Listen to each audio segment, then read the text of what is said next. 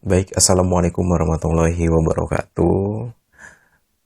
Apa kabar teman-teman? Gue berharap lo semua yang lagi dengerin gue ngomong dalam keadaan sehat, dalam keadaan baik. Baik itu secara fisik maupun secara mental. Kenapa gue bilang secara mental? Karena di podcast gue kali ini mungkin durasinya nggak akan panjang-panjang. Karena gue merekam ini dengan tenaga sisa.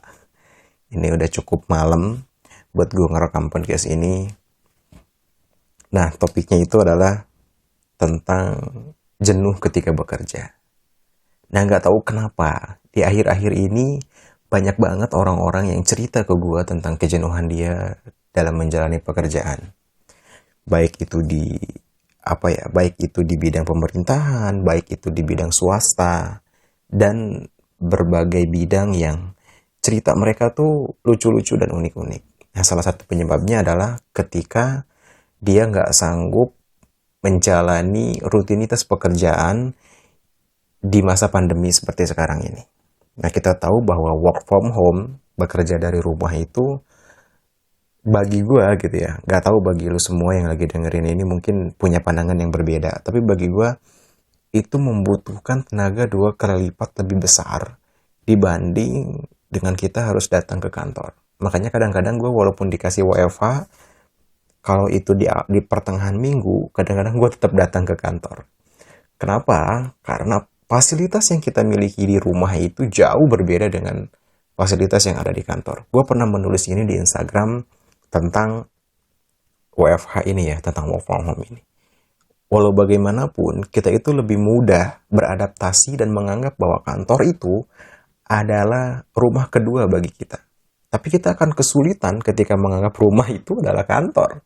Rumah ya untuk kita istirahat, rumah ya untuk kita hiburan, misalkan untuk senang-senang, untuk istirahat lah fungsi utama dari rumah itu. Nah, akan begitu menyulitkan bagi gua khususnya dan bagi orang-orang yang tidak terbiasa dengan bekerja di rumah. Mungkin untuk orang-orang yang sudah terbiasa bekerja freelance gitu dan dia mendapatkan penghasilan dari rumah, itu menjadi hal yang biasa. Tapi berapa banyak orang yang seperti itu? Nah, terkait dengan kejenuhan yang kita alami di masa pandemi ini, gue ngelihat gini ya, dulu orang itu kalau jenuh, dan biasanya kalau orang itu jenuh ketika dia memiliki rutinitas yang sama terus-menerus, sehingga dia masuk ke dalam fase jenuh, alias dia udah nggak berkembang, dia udah nggak tahu lagi mau ngerjain apa, karena semua rutinitas yang dia kerjakan itu selalu berulang-ulang setiap hari.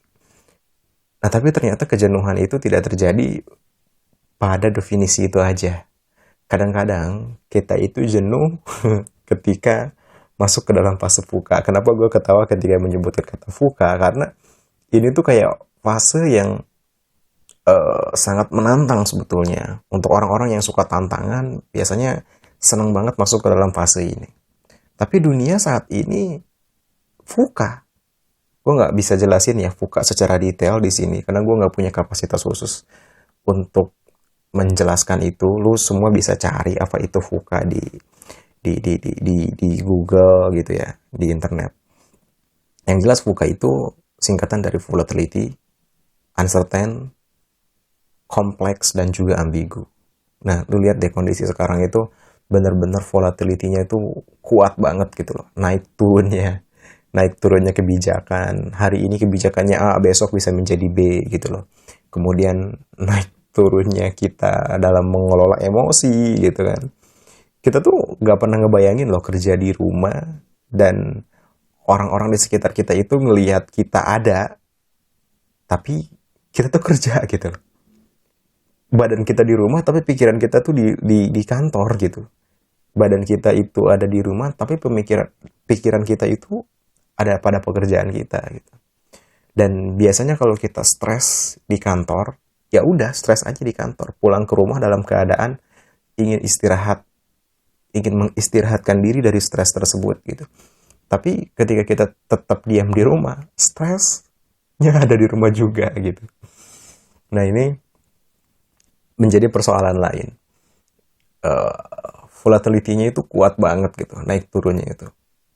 Ya ibarat pasar saham, kita itu akan sangat tegang sekali ketika masuk ke dalam volatility yang tidak menentu. Kadang-kadang turun jauh banget, kadang-kadang naik tinggi banget gitu loh. Nah, ini tuh bukan saham yang bagus untuk kita invest. Setahu gue gitu loh ya. Saham yang bagus buat kita invest itu ya tetap ada volatility naik turun, tapi grafiknya itu naik. Yang kemudian uncertain, ambigu. Lu lihat di keadaan sekarang itu ambigu banget. Kita tuh nggak tahu mana yang benar, mana yang salah. Ada yang bilang COVID ini adalah konspirasi lah, ada yang bilang COVID ini dibuat-buat, ada yang bilang ini benar-benar penyakit biologis, bahkan ada yang bilang ini adalah political tools. Ada juga yang bilang bahwa COVID ini adalah biological war gitu loh, perang biologi. Nah, itu tuh bias informasi seperti ini tuh emang menjadikan apa-apa menjadi ambigu. Termasuk kebijakan-kebijakan di kantor misalkan, itu pun menjadi ambigu. Hari ini A, besok bisa menjadi B, seperti yang gue bilang katakan tadi. Nah, ini tuh menjadi, apa ya disebutnya, kayak semacam disonansi kognisi. Ya, apalagi nih disonansi kognisi. Disonansi kognisi itu adalah suatu keadaan yang tidak sesuai dengan logika. Tapi keadaan itu real gitu. Keadaan itu ada dan itu nyata. Ibarat kata, kalau kita mau ngerokok, kita tuh tahu bahwa ngerokok itu nggak baik. Ya tapi tetap aja dilakukan gitu. Nah sama dalam hal ini juga. Aneh. Ketika kita masuk ke dalam satu zona yang sangat menantang, tapi kok kenyataannya kita malah